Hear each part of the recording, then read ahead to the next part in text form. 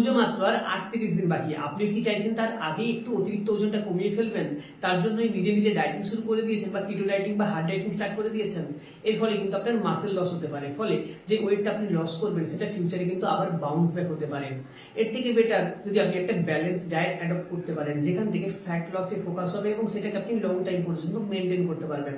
এবার একটা প্রশ্ন করছি, আপনি ফ্যাট লস করতে চান নাকি আপনি ওয়েট লস করতে চান? কারণ ওয়েট লস তো না খেয়ে থাকলেও হয়ে যাবে। যদি আপনি 3 বেলা না খান, আপনার ওজন কিছুটা হলেও কমবে। তো এটা কি সঠিক পদ্ধতি, নাকি সঠিক খাবার খেয়ে সঠিক পরিমাণে খাবারটা খেয়ে ওজন কমানোটা সঠিক পদ্ধতি?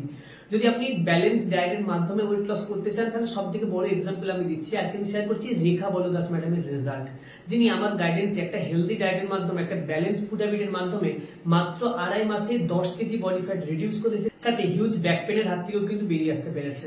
এই হচ্ছে রেখা বলদাস ম্যাডামের আগের ছবি এবং এটা হচ্ছে রিসেন্ট। দুটোর মধ্যে চেঞ্জেস ডেফিনেটলি আপনারা দেখতে পাচ্ছেন। তো এরকম চেঞ্জেস কিন্তু আপনারাও পেতে পারেন একটা ব্যালেন্স ফুড হ্যাবিটের মাধ্যমে। উনি শুধু ওজন কমাননি, উনি এখন কিন্তু ওয়েটটা স্ট্যাটিক মেনটেন করে যাচ্ছেন। আপনারাও কিন্তু একটা ব্যালেন্স ফুড হ্যাবিটের মাধ্যমে যে ওয়েটটা লস করবেন সেটাকে কিন্তু লং টাইম পর্যন্ত মেনটেনও করতে পারবেন। যদি আপনারা এরকম ব্যালেন্স ফুড হ্যাবিটের মাধ্যমে ওয়েট লস করতে চান এবং সেই ওয়েটটাকে লং টাইম পর্যন্ত মেনটেনও করতে চান, অবশ্যই স্ক্রিনে দেওয়া নাম্বারে আমার সাথে যোগাযোগ করতে পারেন।